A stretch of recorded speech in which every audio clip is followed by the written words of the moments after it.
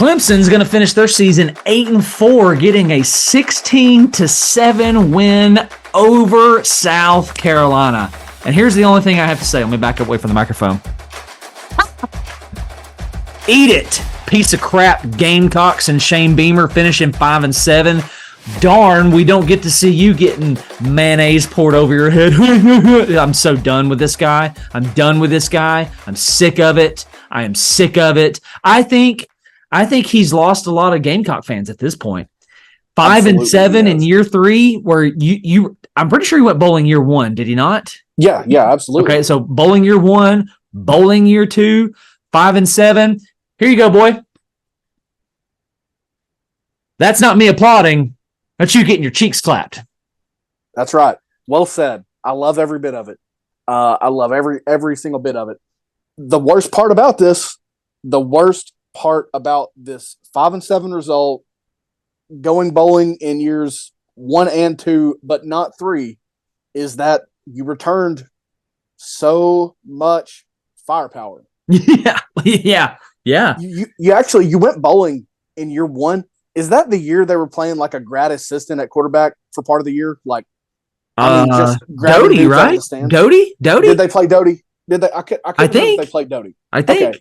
I was thinking that was the year where they, again, like, were pulling grad assistants and finding magical eligibility for them. Nonetheless, they returned a lot of offensive firepower. Their offense absolutely vanishes down the stretch in a lot of spots. Not going to say I told you so to some extent when you hired a retread, a previous was a tight ends coach as your offensive coordinator in Dowell Loggins. I know that you had injuries, especially along your offensive line, but you didn't do anything to kind of troubleshoot that, to kind of minimize that. The roster was. Are you telling me then that the roster's in a worse spot in year 3 than it was in year 1 when you went bowling? I mean, potentially, because they got hit by the portal hard coming out of year 2, pretty hard. Guys like Jordan Birch, Jaheim Bell, departed. But I wanted to point out, you're talking about their roster and the firepower they returned. In their defense, Juice Wells just was absent this year. That's the one injury that I will say that look, I don't care if you had 0 healthy offensive linemen. That's the one that hurts you the most because of how good he can be. Yeah. Absolutely, I'll grant them that one. But the way Leggett exploded onto the scene in his absence, and look, it wasn't Leggett last year; it was Juice Wells. So he kind of replaced that production real time. And I know that there were injuries, but it's odd to me that the depth in roster would be in that much worse of a spot when you were able to find a bowl in your first year coming off of Muschamp. I've heard so many things about what Muschamp will do to a roster, this and that. And I don't think it's what Muschamp will do to a roster. I think it's what South Carolina rosters can look like at times, just to be fair. Yeah, that's fair. Something that I failed to mention in the beginning is Clemson's only touchdown was defensive. Yeah. Fumble, scoop, and score. It was within the first minute of the game. Yeah, it was a pass that went backwards that he did not get his hands on, hits the ground, and they all just stare at it. And Clemson defenders like, all right, say less. Yeah. Give me that. Puts it in the end zone. So what I'm getting at is Clemson wasn't good. They were not good this night. Cade Klubnik was not good, and the statistics are not even going to reveal how bad he was, and his stats are not good. 15 for 27, 100 yards, 3.7 per completion, and a pick. He was bad. Phil Maffa, 19 for 89. Will Shipley, 15 for 80. Cade Klubnik, 11 for 52 rushing. They ran well, but he was bad. So if I'm Carolina at the end of that first quarter, I'm going, he can't do this. 8 in the box. All times. I want safety over the top, middle, and you know what? We can do man underneath everything else. Yeah. Cover 1, send the house, cover 0. I make him do it because he was not doing it that night. And I'm just going to go ahead and say that it's a terrible adjustment on behalf of South Carolina for not playing aggressive, for not coming after him. And if you did come after him, you just didn't create pressure. So what a shame on them, and it's embarrassing. If I'm South Carolina, I'm embarrassed. I want this dude out. But rumor is you have an athletic director who is not, on the football train. He's not willing to invest the money. So with that, I say, hate it for you, you piece of crap. I cannot stand this guy. He and Eli Drinkwitz are now right at the top for me. So I don't really have much left to say on behalf of South Carolina, other than I'll tell you what. I'll end with this, and if you got anything else, throw it out there. Your best, Shane Beamer and Spencer Rattler's best was hosting Tennessee in 22 and beating Clemson at Clemson in 22. And it turns out you cheated. So tell me what you got. I mean, what have you achieved? The Duke's Mayonnaise Bowl in year 2? I got nothing for this guy. What a freaking clown. He's a clown. Yeah. And look, I don't know if they cheated or if they didn't. It's hard to convince me that they didn't. And if you need more convincing that they did, go look up Spencer Rattler's numbers from the 2 games in question, Tennessee and Clemson 2022, and then look at the other 12 this year, 13 last year, or 11 last year. Go look at the other 20 games, 23 games. Go look at them. Go look at the numbers. Go look at the defensive, the stops that they got. You go look at all of it.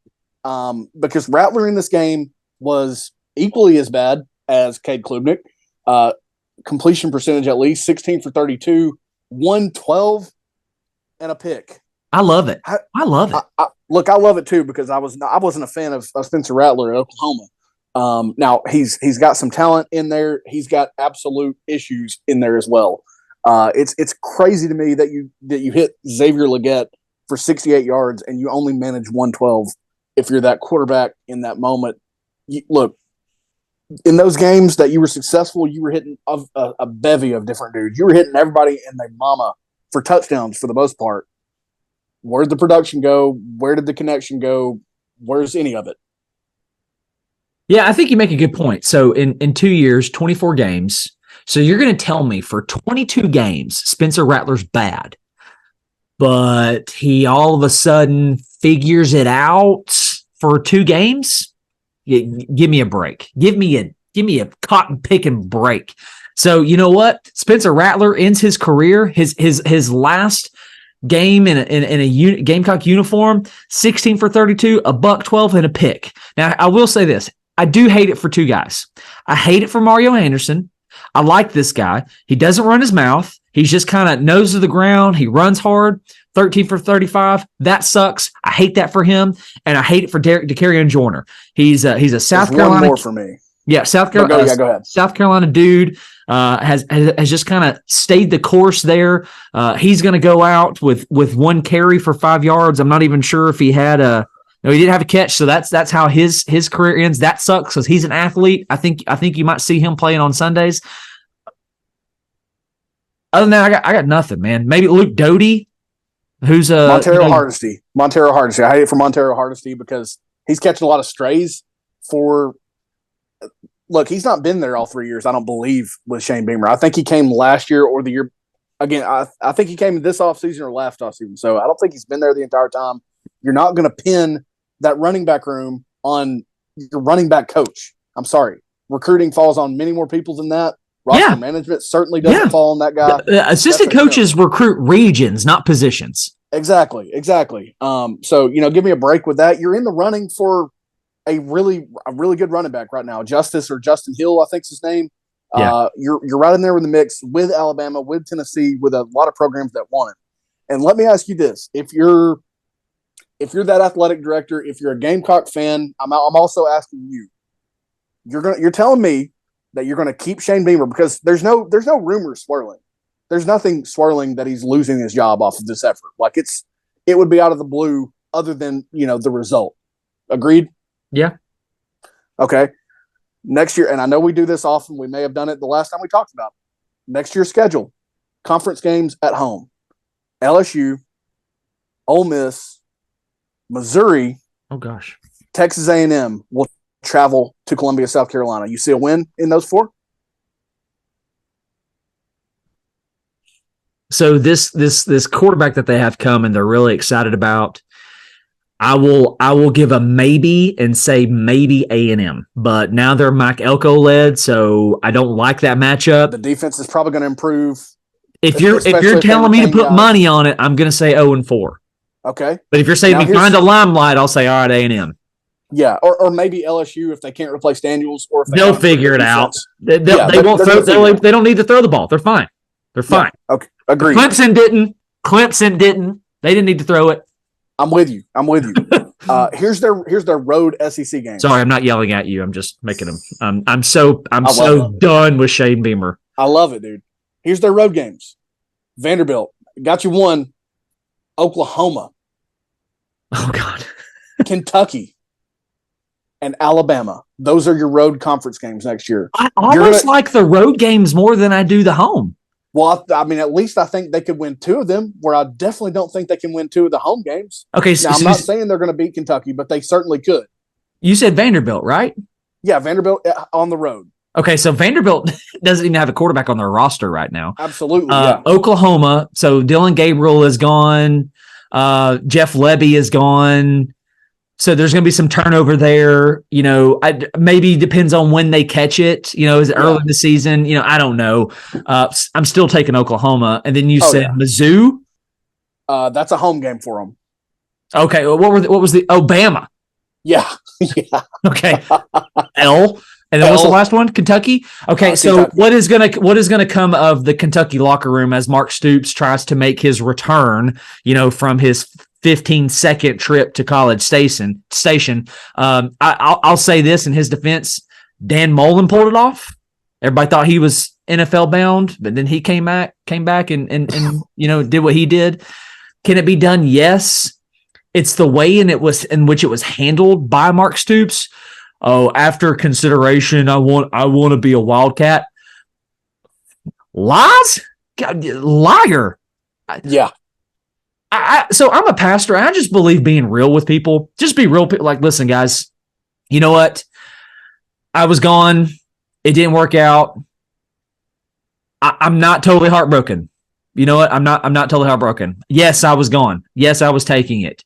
I would love to stay here and be the head coach. I'm as a man, I'm gonna look you in the eye and say, yes, I was gone, but I'm content to stay. I'm happy to stay. But with that said, you're talking about South Carolina and that situation. I'm going to take the Wildcats.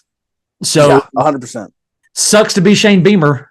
I mean, give me 0-8. Give me freaking 0-8. Mike Wright transfers back to Vanderbilt and throws for 400 yards and beats the Gamecocks.